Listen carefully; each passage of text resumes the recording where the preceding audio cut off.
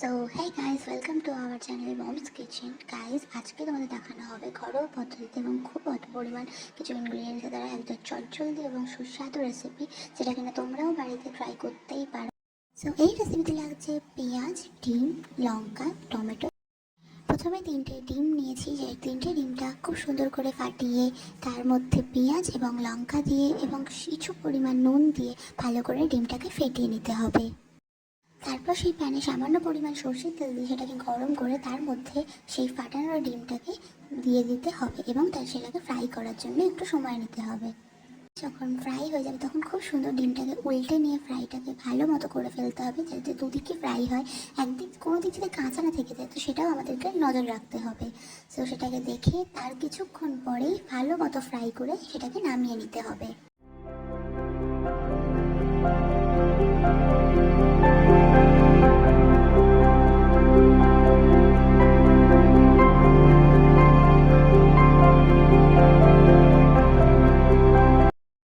এরপর একটা কড়াইতে একটা তেজপাতা, সামান্য পরিমাণ জিরে এবং সর্ষের তেল দিয়ে গরম করে তেলটাকে নিতে হবে। এরপর তেলটা গরম হয়ে গেলে তার মধ্যে পেঁয়াজ বাটা, রসুন বাটা, হলুদ গুঁড়ো, লঙ্কার গুঁড়ো, নুন এবং সামান্য পরিমাণ চিনি দিয়ে দিতে হবে। যেহেতু আমাদের ঘটিতে রান্নায় একটু তো চিনি দরকার হয়, অ্যান্ড চিনি ছাড়া কোনো রান্নাই সম্পূর্ণ হয় না, তাই একটু তো চিনি দিতেই হয়। তো সেইটা দিয়ে ভালো করে নাড়িয়ে নিয়ে তারপর তার মধ্যে জল দিয়ে দিতে হবে। জল দেওয়ার ঠিক 10 থেকে 15 মিনিট পর এই ভাজা ডিমগুলোকে দিয়ে তারপর কিছুক্ষণ ঢাকনা দিয়ে তার মধ্যে ড্রাই গরম মশলা ছড়িয়ে দিলেই আমাদের এই নতুন সুন্দর রেসিপিটা রেডি। ভালো লাগলে like, comment, share and subscribe করে দিও।